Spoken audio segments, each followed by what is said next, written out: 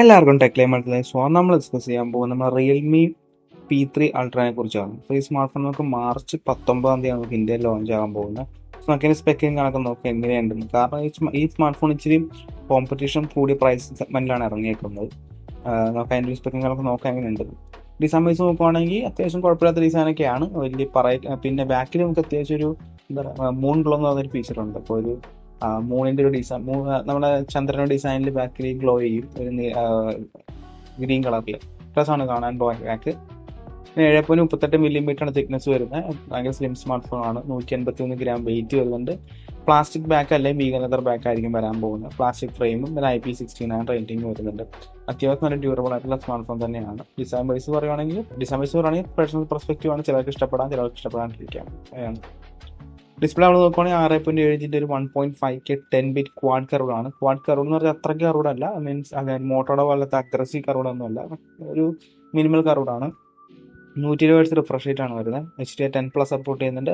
2000 nits ആണ് brightness വരുന്നത്. പിന്നെ പ്രൊട്ടക്ഷൻ ആയിരുന്നു പറഞ്ഞിട്ടില്ല. ഇത് പ്രൊട്ടക്ഷൻ ഒന്നും പറഞ്ഞിട്ടില്ല. സോ ഡിസ്പ്ലേ തന്നെ അത്യാവശ്യം കേപ്പബിൾ ആയിട്ടുള്ള ഡിസ്പ്ലേ തന്നെയാണ്. 2000 nits ബ്രൈറ്റ്നസും 10-bit ആണ്. 1.5K resolution top notch display തന്നെയാണ് ഉപയോഗിച്ചേക്കുന്നത്. അടിപൊളിയാണ്. ഓഡിയോ ഡ്യുവൽ സ്റ്റീരിയോ സ്പീക്കേഴ്സ് ആണ് വരുന്നത്. പഞ്ചാക്ക് കാര്യങ്ങളൊന്നും വരുന്നില്ല. ടിപ്പിക്കലാണല്ലോ. പെർഫോമൻസ് നമ്മൾ നോക്കുവാണെങ്കിൽ നമുക്ക് കിട്ടുന്ന MediaTek Dimensity 8350 ആണ്. 4 നാനോമീറ്റർ പ്രോസറാണ് വരുന്നത്. Dimensity 8300 തന്നെ വലിയ ഡിഫറൻസും കാര്യങ്ങളൊന്നുമില്ല. സെയിം 4 ക്ലോക്കും GPU ക്ലോക്കും എല്ലാം സെയിം തന്നെ. ചെറിയ ഇന്റേണലി ഡിഫറൻസ് മാത്രമേ ഉള്ളൂ. എന്താണ് ഇച്ചിരി ലേറ്റൻസി കുറച്ചിട്ടുണ്ട് ഗെയിമിങ്ങിൽ. പിന്നെ ജങ്ക് റിഡക്ഷൻ അങ്ങനെ കാര്യങ്ങളൊക്കെ വന്നിട്ടുണ്ട്. അത്രേ ഉള്ളൂ.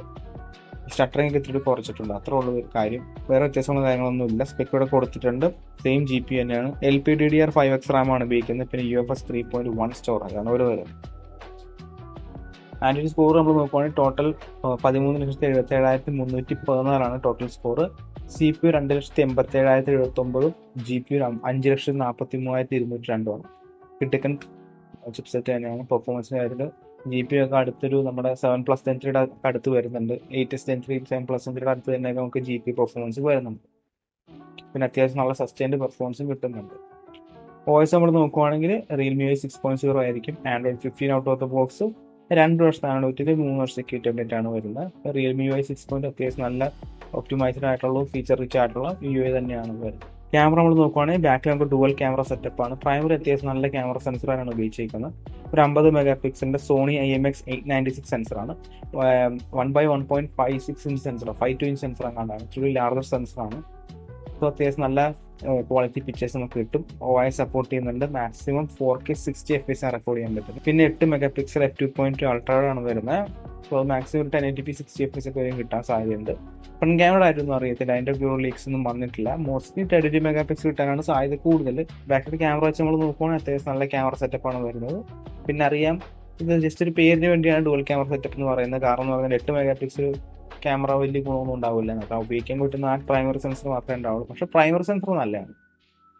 ബാറ്ററി നമ്മൾ നോക്കുവാണെങ്കിൽ 6000 mAh ബാറ്ററിയാണ്. പിന്നെ 80 വാട്ടിന് ചാർജർ നമുക്ക് ബോക്സിൽ കിട്ടും. പിന്നെ ബൈപ്പാസ് ചാർജിങ് വരുന്നുണ്ട്. സോ അതുകൊണ്ട് നമുക്ക് ഡയറക്റ്റ്ലി നമുക്ക് ചാർജർ ഉപയോഗിച്ച് തന്നെ ഗെയിം കളിക്കുകയും ചെയ്യാം. കാരണം ഡയറക്റ്റ്ലി ഇത് പവർ ബോഡിയിട്ട് പൊക്കോളും. ബാറ്ററി വഴിയല്ല പോകും. അപ്പോൾ അതുകൊണ്ട് തന്നെ ചൂടൊക്കെ കുറവാണ്. ഹീറ്റിംഗ് കുറവായിരിക്കും നമ്മളിപ്പോൾ ചാർജ് കൊണ്ട് ഗെയിം കളിക്കുമ്പോൾ. പിന്നെ അത്യാവശ്യം നല്ല ബാറ്ററി കപ്പാസിറ്റിയും വരുന്നുണ്ട്. കണക്ടിവിറ്റി നമ്മൾ നോക്കുവാണെങ്കിൽ ടിപ്പിക്കൽ കണക്ടിവിറ്റി ഫീച്ചേഴ്സ് ഒക്കെയാണ് വരുന്നത്. 5G, Wi-Fi 6, Bluetooth 5.4, USB Type-C 2.0 ആണ്. അത്യാവശ്യം നല്ല കണക്ടിവിറ്റി ഫീച്ചേഴ്സും കാര്യങ്ങളൊക്കെ വരുന്നുണ്ട്. പ്രൈസ് നമ്മൾ നോക്കുവാണെങ്കിൽ 3 വേരിയന്റ് ആയിരിക്കും. 8GB 128, 8GB 256, 12GB 256 ആണ് വരുന്നത്. എക്സ്പെക്ടഡ് പ്രൈസ് എന്ന് പറയുവാണെങ്കിൽ ഒരു 27,000 to 30,000 വരെ. പിന്നെ ഓഫേഴ്സ് ഒക്കെ വെച്ച് കിട്ടുവാണെങ്കിൽ നമുക്ക് 25,000 രൂപ കിട്ടാൻ സാധ്യതയുണ്ട്. ആ പ്രൈസിന് അത്യാവശ്യം നല്ല സ്മാർട്ട് ഫോൺ തന്നെയാണ്. പക്ഷെ വേറെ ഇച്ചിരി ബെറ്റർ ആയിട്ടുള്ള സ്മാർട്ട് ഫോൺ ഉണ്ട്. പ്രത്യേകിച്ച് IQ Neo 10R. കാരണം ഇതിനും ബെറ്റർ സ്പെക്സ് അതിൽ വരുന്നുണ്ട്. കാരണം ഡിസ്പ്ലേ 144 Hz ആണ് വരുന്നത്. പിന്നെ LPDDR5X RAM UFS 4.1 ആണ് അതിൽ വരുന്നത് IQ Neo 10R.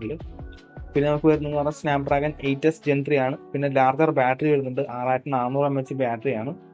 ക്യാമറ റിയൽമിക്കാണ് ബെറ്റർ. കാരണം അതിൽ ഉപയോഗിച്ചിരിക്കുന്ന സെൻസർ എന്ന് പറഞ്ഞാൽ സോണി Nitya 600 ആണെന്ന് തോന്നുന്നത്. 1/1.95 ഇഞ്ച് സെൻസറാണ്. പക്ഷെ ഇതിൽ ഇച്ചിരി ബെറ്റർ സെൻസറാണ് ഉപയോഗിച്ചേക്കുന്നത്. ലാർജർ സെൻസറാണ് ഉപയോഗിച്ചേക്കുന്നത്. സോ ക്യാമറ ഇച്ചിരി ബെറ്റർ റിയൽമി P3 അൾട്രയ്ക്ക് തന്നെ ആയിരിക്കും. ബാക്കി കാര്യങ്ങളൊക്കെ വെച്ച് നോക്കുകയാണെങ്കിൽ ഐക്യൂ 10R ആയിരിക്കും ഇച്ചിരി ബെറ്റർ. പിന്നെ ഈ പ്രൈസ് റേഞ്ചിൽ അല്ലെങ്കിൽ ഈ ഫോൺ എടുക്കുന്ന ആൾക്കാരെല്ലാവരും ഗെയിമിങ്ങിന് വേണ്ടി ആയിരിക്കും ഉപയോഗിക്കുന്നത് സ്മാർട്ട് ഫോൺ. അതുകൊണ്ട് തന്നെ ബെറ്റർ ഐക്യൂലിട്ട് പോകുന്നതായിരിക്കും നല്ലത്. കാരണം ഓൾമോസ്റ്റ് സെയിം പ്രൈസ് റേഞ്ചിൽ തന്നെയാണ് വരുന്നത്. അത് 27,000 ടു 30,000 അപ്പുറത്തും തന്നെയാണ് വരുന്നത്. അതുകൊണ്ട് തന്നെ ഐക്യൂലിട്ട് പോകുന്നതായിരിക്കും ഇച്ചിരി ബെറ്റർ ആയിട്ട് നിൽക്കുന്നത്. കാരണം ഐക്യൂ ഇച്ചിരി ഗെയിമിങ്ങിൽ ഒപ്റ്റിമൈസ്ഡ് ആയിട്ടുള്ള സ്മാർട്ട് ഫോൺസ് ആണ് ഇറക്കുന്നത്. അത്യാവശ്യം ക്യാമറ സോഫ്റ്റ്വെയറിന്റെ കാര്യത്തിലും ക്യാമറയുടെ പെർഫോമൻസിന്റെ കാര്യത്തിലും ഓൾമോസ്റ്റ് ഇതൊക്കെ തന്നെയാണ് രണ്ടും വരുന്നത്. പിന്നെ ഗെയിമിങ്ങിന്റെ കാര്യത്തിൽ പറയണ്ട, ഐക്യൂ തന്നെയാണ് ബെറ്റർ റിയൽമിനെക്കാളും. പിന്നെ യാതൊരു ബാറ്ററി വരുന്നതുകൊണ്ടും സ്നാപ്ഡ്രാഗൺ 8 Gen വരുന്നതുകൊണ്ടും ഞാൻ സജസ്റ്റ് ചെയ്യുന്നത് നമ്മൾ ഐക്യൂ 10R തന്നെ ആയിരിക്കും. പിന്നെ നിങ്ങളുടെ ചോയ്സ് അല്ലെങ്കിൽ നിങ്ങളുടെ സജഷൻസ് കാര്യങ്ങളൊക്കെ താഴെ കമന്റ് ചെയ്യാം. സോ ഗൈസ്, ഇപ്പോൾ ഇന്നത്തെ വീഡിയോ ഇത്രയുള്ളൂ. ഇന്നത്തെ വീഡിയോ ഇഷ്ടപ്പെട്ടാൽ ലൈക്ക് ചെയ്യുക, സബ്സ്ക്രൈബ് ചെയ്യുക, hit the bell icon feature നോക്കി നെക്സ്റ്റ് വീഡിയോ കാണാം.